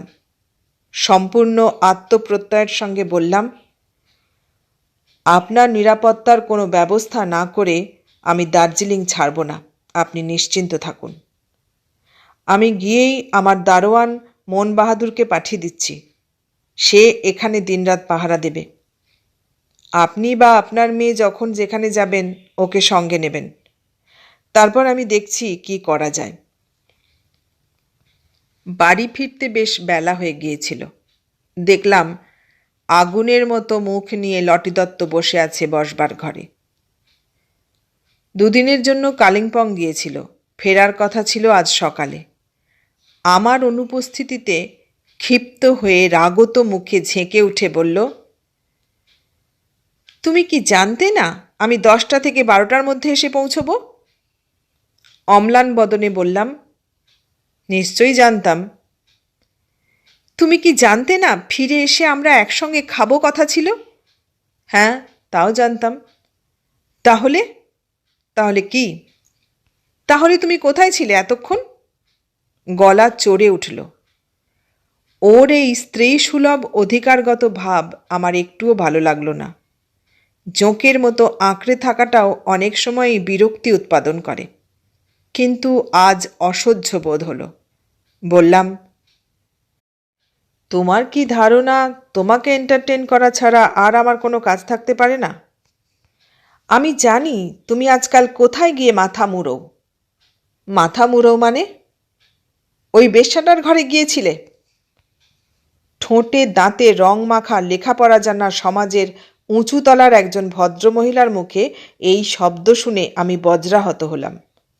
লটি দত্তকে আমি এর চেয়ে অনেক মার্জিত বলেই ভেবেছিলাম। আমার কাছাকাছি অথবা 2-4 বছরের বড় এই মহিলার বন্ধুতা আমার কাছে মাঝে মাঝেই বেশ রিফ্রেশিং মনে হতো। আঁকড়ে থাকাটাকে আমি ওর গভীর প্রেম বলেই ধরে নিয়ে অনুকম্পা করতাম। দাঁতে কাঁকড় পড়ার মতো শিউরে উঠে আমার নিচু গলা উচ্চগ্রামে পৌঁছে গিয়ে বলে উঠল, শাট আপ! ততোধিক উঁচু গলায় লটি বলল, ইউ শাট আপ! এতদিন আমাকে ভুলিয়ে ভালিয়ে আশা দিয়ে এখন সমূর্তি ধরছ না? তোমার চরিত্র এখানে কে না জানে? তুমি অনেক মেয়ের সর্বনাশ করেছ, একসঙ্গে অনেককে আশা দিয়ে ঝুলিয়ে রেখেছ। ভেবেছ ডুবে ডুবে জল খেলে একাদশীর বাপও তা জানতে পারবে না। ধর্মের কল বাতাসে নড়ে। সবাই এসেছিল, সব বলে গেছে আমাকে। তারা আবার আসবে এক্ষুনি। তুমি যে দিন রাত্রে ওখানে গিয়ে পড়ে থাকছ তার বিহিত তাঁরাও করবেন, আমিও করব। আমি সাধারণত শান্ত স্বভাবের মানুষ, কম্প্রোমাইজিং। ঝগড়াঝাটি বিরোধ বিতর্ক সবসময়ই এড়িয়ে চলি, কিন্তু এই মুহূর্তে অপরিমিত রাগে কেঁপে উঠলাম। কথা বলতে পারছিলাম না। তখনই কলিং বেল টিপে সুধাকান্ত গোসাই এসে ঘরে ঢুকলেন। বাঙালি সমাজে যার সবচেয়ে বেশি প্রতিপত্তি, বড় আসন এবং যিনি এক বাক্যে সম্মানিত একছত্র সমাজপতি। মন্দের ভালো এর কোনো মেয়ে নেই, তাই আমার সঙ্গে তেমন দেখাশুনো হয় না। অতি সংকটের সম্মুখীন হলেই এর ডাক পড়ে, তাৎক্ষণিক মিটিং বসে। তিনি হাত তুলে যেদিকে ভোট পাওয়ার দেন, সকলেই নির্বিচারে তা মেনে নেয়। এইটুকু সময়ের মধ্যে ব্যাপার যে অনেক দূর গড়িয়েছে তা বোঝা গেল এই লাল টুকটুকে বৃদ্ধকে দেখে। আসুন, 1 মিনিট, এই বলে আমি বাইরে এলাম। মন বাহাদুর সেলাম করে উঠে দাঁড়ালো।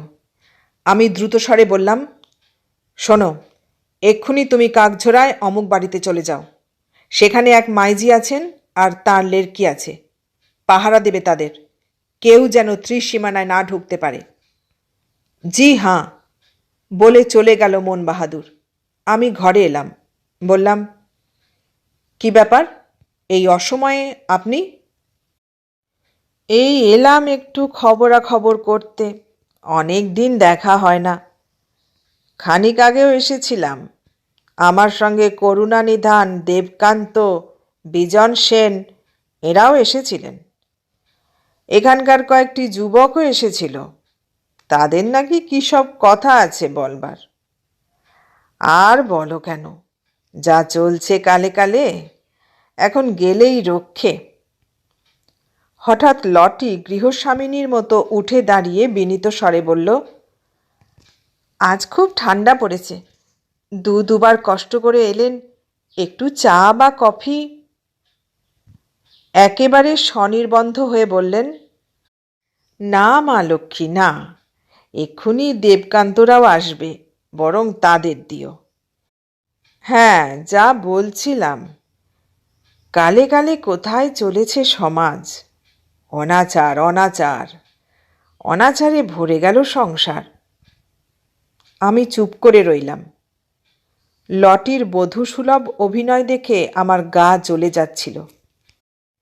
কে জানে এদের এই মেয়ে কি বুঝিয়েছে, হয়তো বলেই বসেছে ও আমার ভাবী স্ত্রী। লজ্জা সম্ভ্রম বলে তো কোনো জিনিস আছে বলে মনে হচ্ছে না। সুধাকান্ত গোসাই গলায় কার ঝোলানো বুক পকেটে রাখা ঘড়িটি বার করে চোখ বুলোতে বুলোতে বললেন, বাবাজির খাওয়া দাওয়া হয়েছে? বললাম, না। লটি আবার অধিকারিণীর মতো বলল, কখন হবে? এই তো এলো সেখান থেকে, তাই নিয়েই আমি ঝগড়া করছিলাম। তা তো করতেই পারো মা, তা তো করতেই পারো। 2 দিন বাদে তোমাকেই যখন সব ভার নিতে হবে, তখন তুমি ছাড়া আর কে সামলাবে? আমি ভুরু কুঁচকে বললাম, 2 দিন বাদে উনি আমার ভার নেবেন? এটা কীরকম কথা হলো? সুধাকান্ত গোসাই 2 হাতের আঙুলে 2 হাতের আঙুল ঢোকাতে ঢোকাতে ঠাকুরদা সুলভ রসিকতার ভঙ্গিতে বললেন, বুঝবে বুঝবে, সবই বুঝবে। এত বড় খবরটা লুকিয়ে রেখেছ কেন? ভেবেছ মিষ্টান্ন বিতরণ না করেই পার পাবে? আমি স্তম্ভিত। স্তম্ভিতই বা কেন? আমি তো লটি দত্ত বিষয়ে এই ধরনেরই একটা অনুমান করছিলাম। প্রতিবাদ করে বললাম, আমার কোনো খবর নেই, থাকলে আমি সারা দার্জিলিং শহরকে নিমন্ত্রণ করতাম। লটি গা মুচড়ে লজ্জিত হাসির ভঙ্গিতে কি একটা বলতে যাচ্ছিল। আবার কলিং বেল বাজল। দেবকান্তবাবু আর করুণানিধানবাবু ঢুকলেন। এই যে অনিমেষ, ফিরেছ দেখছি। উদ্ধত হয়ে বললাম, ফিরেছি, কিন্তু এখনো স্নান খাওয়া করিনি। হঠাৎ আপনারা সবাই মিলে এই অসময়ে, কি ব্যাপার বলুন তো? এই জবাবে দেবকান্তবাবুর চোখে রাগ ঘনালো। জলদ গম্ভীর স্বরে বললেন, ব্যাপার অনেক। আশা করি তুমি তা অনুমান করতে পেরেছ বলেই বিরক্ত বোধ করছো। ঠিক ধরেছেন। আপনাদের বক্তব্য তো আমি সব শুনেছি। আর কি বলবার আছে? দেখো, বলবার আমাদের অনেক কিছু আছে। আমরা তোমাকে খুব সৎ চরিত্র ছেলে বলেই জানি। আমিও তাই জানি। ও, তার আগে আর একটা কথা বলিনি। তুমি যে এর সঙ্গে শীঘ্রই বিবাহ বন্ধনে আবদ্ধ হতে যাচ্ছ, আমাকে তো বলনি। বরং আমাকে এবং আমার মেয়েকে তুমি আর তোমার দিদিমা অন্যরকম কিছু বুঝতেই সাহায্য করেছ। আমি উত্তেজিতভাবে বললাম, অনেকগুলো প্রশ্ন আপনি একসঙ্গে করেছেন। আপনার প্রথম প্রশ্নের জবাব, ইনি কলকাতার একজন বিখ্যাত ব্যারিস্টারের স্ত্রী। আমার সঙ্গে দার্জিলিং বেড়াতে এসেছেন। তার সঙ্গে বিবাহের কোনো সম্পর্ক নেই। আর আপনাকে এবং আপনার মেয়েকে অন্তত আমি এমন কিছু বুঝবার তিলমাত্র অবকাশ দিইনি যাতে এই অভিযোগ আমাকে করতে পারেন। আমি রীতিমতো অসম্মানিত বোধ করছি। আমরা করছি না, আমরাও করছি। করুণানিধানবাবুর গলা কর্কশ শোনালো। একটা নষ্ট স্ত্রীলোক নিয়ে তুমি যা আরম্ভ করেছ, আমাদের সব বাঙালির মাথা হেঁট হয়ে যাচ্ছে। একজন নিরপরাধ স্ত্রীলোকের বিরুদ্ধে আপনারা যা আরম্ভ করছেন, তাতে আমি নিজে বাঙালি বলে আমারও মাথা হেঁট হয়ে যাচ্ছে। কি বললে? এবার গোঁসাই লাঠি ঠুকলেন। তোমার মাথা হেঁট হয়ে যাচ্ছে? ভেবো না বিলেতে থেকেছ বলে মহা সাহেব হয়ে গেছো। দেশের দশের জাতের কোনো মর্যাদাকেই তুমি গ্রাহ্য করবে না? আপনারা কেউ দেশ, দশ বা জাতের মধ্যে পড়েন বলে আমি মনে করি না। আপনারা আপনাদের নিজস্ব জগতেই হিংসা, দেশ আর বিদ্বেষের কুণ্ডুলি পাকিয়ে ফোঁস ফোঁস করছেন। না, ওটা আমি হতে দেব না। তোমার স্পর্ধার কোনো সীমা নেই অনিমেষ। 2 টাকার গরমে ধরাকে তুমি সরাজ্ঞান করছো। তোমার আধুনিকতা তুমি তোমার বিলেতে গিয়ে দেখিও, এখানে চলবে না। আর এই যে তুমি একজন বিবাহিতা মহিলাকে ফুঁসলে বার করে নিয়ে এসেছো। কি কি বললেন? নিশ্চয়ই, চেঁচিয়ে উঠল লটি। তোমার সঙ্গে আমার অন্যরকম আন্ডারস্ট্যান্ডিং ছিল। এখন একটা খারাপ স্ত্রীলোকের পাল্লায় পড়ে। লটি দত্ত, তোমাকে আমি সাবধান করে দিচ্ছি, যাকে তুমি চেনো না, জানো না, তার বিষয়ে কোনো অসম্মানজনক কথা আমার সামনে উচ্চারণ করবে না। আপনাদেরও বলছি, আমি করজোরে অনুরোধ করছি, এই অধর্মাচরণ থেকে আপনারা বিরত হন। ধর্ম অধর্মের তুমি কি জানো হে? লম্বা লম্বা কথা। চোখের উপরই তো দেখতে পাচ্ছি ডাইনির মন্ত্র কাকে বলে। স্ত্রীলোকটা তো তোমাকে তুক করেছে। তোমার মতো খদ্দেরকেই যখন বাগাতে পেরেছে, এখন তো মা মেয়ে ব্যবসা পেতে সারা দার্জিলিং শহর জ্বালাবে। এদের পুড়িয়ে মারা উচিত। এতদিন দয়া করেছি, এবার আর নয়। চলো হে, ওঠো, আমরা যা করবার করব। গোঁসাই উঠে দাঁড়ালেন। আমি বললাম, হ্যাঁ, তাই করবেন। জানবেন, আপনাদের প্রত্যেকের বিরুদ্ধে আমি একা আছি। দাঁতে দাঁত পিষতে পিষতে বললেন, তাহলে তোমাকেও আমরা দেখে নেব। চেষ্টা করুন। সবাই চলে গেলে লটির সঙ্গে আমার আর এক প্রস্থ অশ্রাব্য কুশ্রাব্য বাক্যের বিনিময় হলো। আমি বলতে বাধ্য হলুম, প্রস্টিটিউট যদি কাউকে বলতেই হয় তবে তাকেই তা বলা উচিত। আরও বললুম, সে যেন অবিলম্বে আমার বাড়ি ছেড়ে চলে যায়। এই বলে বেরিয়ে গেলুম। হাঁটতে হাঁটতে চলে গেলুম ঘুমের দিকে। বাতাসিয়া লুপের কাছে এসে দেখলুম দেশলাই বাক্সের মতো ছোট্ট ট্রেন ছোটদের ট্রেনের মতোই ঝিকঝিক করে সরীসৃপের গতিতে উঠছে উপরের দিকে। লাফিয়ে সেই ট্রেন ধরে সোজা কার্শিয়াং। কার্শিয়াংয়ে আমার এক বন্ধুও বেড়াতে এসেছিল কয়েকদিনের জন্য। 1-2 দিনের ব্যবধানেই আমরা রওনা হয়েছিলাম কলকাতা থেকে। তার বাড়িতে এসে তাদের অবাকও করে দিলাম, খুশিও করলাম। আমার নিজেরও মন শান্ত হলো। তারা আমাকে কিছুতেই ফিরতে দিতে চাইছিল না সেই রাত্রে। আমি আমার দিদিমার কথা ভেবে একটু ইতস্তত করছিলাম। না ফিরলে নিশ্চয়ই তার ভীষণ চিন্তা হবে। শুনে বন্ধুর স্ত্রী বললেন, ফোন করে দিন না। সেটাই সমীচীন মনে হলো এবং ফোন করতেই দিদিমা ক্রন্দন বিজড়িত গলায় জানালেন, সন্ধ্যাবেলা জনা কয়েক ছেলে এসে ভীষণভাবে শাসিয়ে গেছে আমাকে। লটি দত্ত বিকেলেই বেরিয়ে গেছে তার গাড়ি নিয়ে, এখনও ফেরেনি। মন বাহাদুরকেও ডেকে ডেকে পাওয়া যাচ্ছে না। যখন ফোন করেছিলাম রাত তখন প্রায় 9টা। আমি দার্জিলিংয়ে নিজের গাড়িতে আসিনি, লটি দত্তর গাড়িতেই এসেছিলাম। কিন্তু বন্ধু এসেছিল তার গাড়ি করে। আমি তাকে এক রাত্রির জন্য আমাকে গাড়িটা ধার দিতে বললুম। শুধু গাড়িটা নয়, তার পিস্তলটাও ধার চাইলাম। তারা স্বামী স্ত্রী অবাক হয়ে বলল, কি ব্যাপার, হঠাৎ পিস্তল নিয়ে গাড়ি নিয়ে? দয়া করে দাও, প্রশ্ন করো না। কাল সকাল 10টার মধ্যেই সব ফেরত পাবে। বন্ধু বলল, ফেরতের জন্য নয়, তোমার মতো ঠান্ডা মাথার মানুষ হঠাৎ এই পাহাড়ি শহরের রাত 10টায় এমন অগ্নিমূর্তি হয়ে উঠলে কেন? সব কাল এসে বলবো।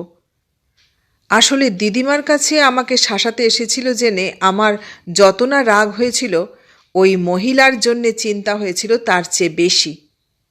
গুন্ডা লেলিয়ে আমাকে ভয় দেখাতেই যাদের সাহসে কুলোয়, গুন্ডা লেলিয়ে মহিলার মেয়েটিকে সত্যিই ছিনিয়ে নিয়ে যেতে বাধা কোথায় তাদের? শেষে কি উপকার করতে গিয়ে আমিই তার সর্বনাশের কারণ হব? হঠাৎ আমার বন্ধুর স্ত্রী বললেন, আচ্ছা, আপনাদের বাড়িতে কি লটি দত্ত বলে কোনো মহিলা এসে উঠেছেন? অবাক হয়ে বললুম, কেন বলুন তো? ওর স্বামী অনেক দিন আমার বাবার জুনিয়র ছিলেন, সেই থেকেই চিনি। কিন্তু মহিলার সঙ্গে মাত্রই সপ্তাহ 2 আগে আলাপ হলো। কোথায়? লাইট হাউসে। আমি আমার দাদা বৌদির সঙ্গে গিয়েছিলাম, ওরা দুজনও গিয়েছিলেন। ইন্টারভেলে দেখা। কথা প্রসঙ্গে আমরা কার্শিয়াং আসছি শুনে বললেন, আমিও দার্জিলিং যাচ্ছি, বেগম ভিলা জানেন? সেখানে উঠব। আমার তখন খেয়াল হয়নি, পরে মনে হলো ওটা তো আপনার বাড়ি। আমি তাকিয়ে থেকে বললাম, খুব আশ্চর্য। লটি দত্ত কিন্তু আমাকে বলেছেন স্বামীর সঙ্গে তার কোনো সম্পর্ক নেই, তিনি আলাদা ফ্ল্যাট নিয়ে থাকেন এবং ডিভোর্সের চেষ্টা করছেন। লায়ার! যাগ্গে, তোমার গাড়িটা আর পিস্তলটা আমাকে দাও অতীন। অতীন বলল, চলো, আমিও যাচ্ছি সঙ্গে। না না, তোমার যাওয়ার কোনো প্রশ্নই ওঠে না। নিশ্চয়ই ওঠে। নিশ্চয়ই এমন কিছু ঘটেছে যাতে তোমার মতো মানুষও এত ক্ষিপ্ত হয়ে গাড়ি নিয়ে পিস্তল নিয়ে এই রাত করে। আমি অস্থির হয়ে ভাবলুম, তবে চলো, তাড়াতাড়ি চলো। পথে আসতে আসতে সব বললুম তাকে। শুনে অতীন একেবারে হতভম্ব। অল্পক্ষণের মধ্যে পৌঁছে গেলুম দার্জিলিং। স্টেশন ছাড়িয়ে উপরের দিকে আমার বাড়ির উদ্দেশ্যেই যাচ্ছিলাম। বন্ধু বলল, একবার কাকঝোড়াটা হয়ে গেলে হয় না? কে জানে দুর্বৃত্তরা আজই কোনো কুকীর্তি করে বসবে কিনা। ভাববে হয়তো একদিন দেরি করলেও পুলিশ টুলিশ নিয়ে তুমি গণ্ডগোল পাকিয়ে বসবে। হয়তো সেজন্যই সন্ধ্যাবেলা দল বেঁধে আটকাতে গিয়েছিল, যাকে বলে ঘেরাও। জানে তো তুমিও কম ক্ষমতাশালী নও এবং নিরস্ত্রও নও। আর লটি দত্ত বিষয়ে যা বললে, সে তো এক ভীষণ স্ত্রীলোক। সেই গিয়ে হয়তো খবর দিয়েছে তুমি দুপুরেই কোথাও বেরিয়ে গিয়েছ, তখনও ফেরোনি। ভেবে নিতেই পারে খবরাখবর করে নিশ্চয়ই তুমি কোনো বন্দোবস্ত করছো ওদের নিরাপত্তার জন্য। ঠিক ঠিক বলেছ। গাড়ি ঘুরল আবার। যথাস্থানে গাড়ি থামিয়ে চাবি দিয়ে এক সিঁড়ি নেমেই বাড়ির দরজায় গিয়ে পৌঁছুলুম। বোধহয় কৃষ্ণপক্ষ। গাঢ় অন্ধকারে কাছের মানুষও দেখা যাচ্ছিল না। একটি জনপ্রাণী নেই কোথাও। সব কেমন থমথম করছে, আর সেই সঙ্গে তীব্র কেরোসিনের গন্ধ। আঁতকে উঠে দেখলাম দপ করে এক ঝলক আগুন প্রজ্বলিত হয়ে চারদিক আলোকিত করে দিল।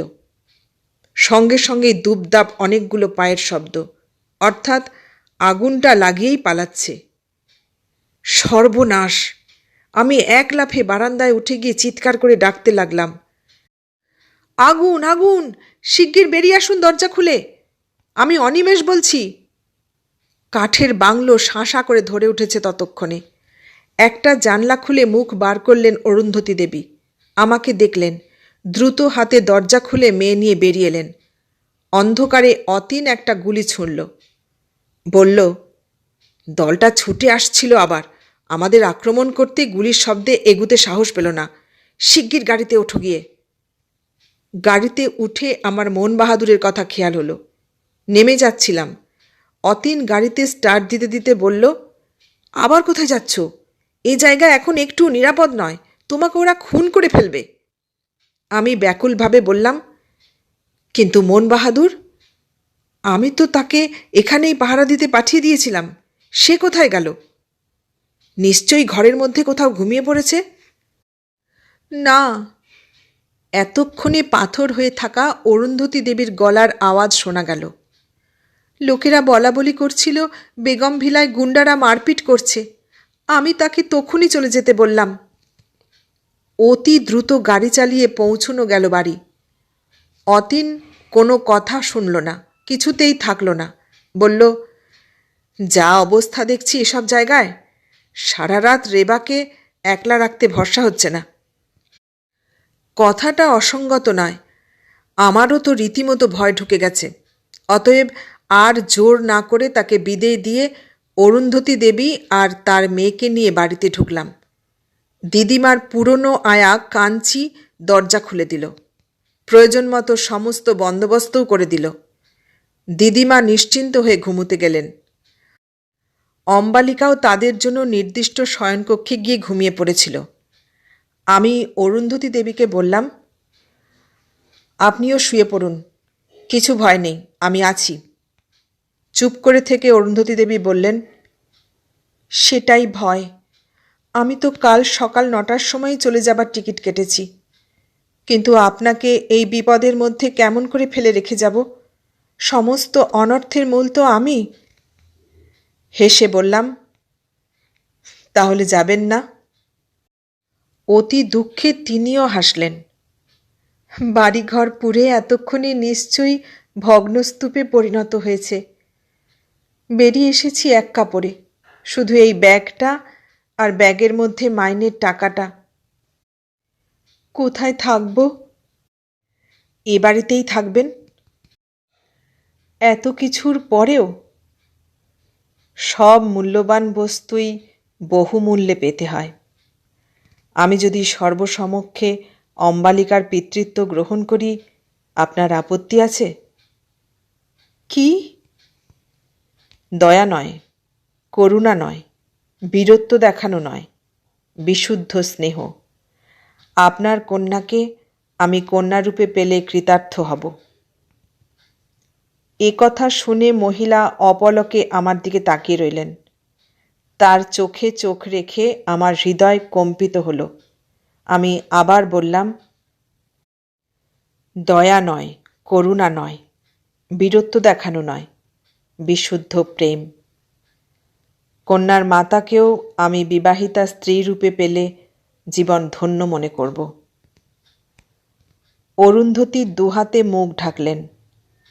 আঙুলের ফাঁক দিয়ে তার 2 চোখের জল গাল ভাসিয়ে গলা ভাসিয়ে বুকের কাপড়ে মিশল। আমি আমার এতকালের সঞ্চিত সমস্ত আশা আকাঙ্ক্ষা, আনন্দ, স্বপ্ন এবং ভালোবাসার সার্থকতা নিয়ে সেদিকে তাকিয়ে মথিত হতে লাগলাম। কোনো নারীর কাছ থেকে এই অনুভূতিই আমি এতদিন ধরে খুঁজে বেড়াচ্ছিলাম। এতক্ষণ শুনলেন প্রতিভা বসুর লেখা গল্প নিখাদ সোনা। কেমন লাগলো গল্পটা? ভালো লাগলে লাইক, কমেন্ট, শেয়ার করবেন। আর নতুন বন্ধু হলে সাবস্ক্রাইব করার অনুরোধ রইল। সবাইকে অনেক ধন্যবাদ জানিয়ে আজ এখানেই শেষ করলাম।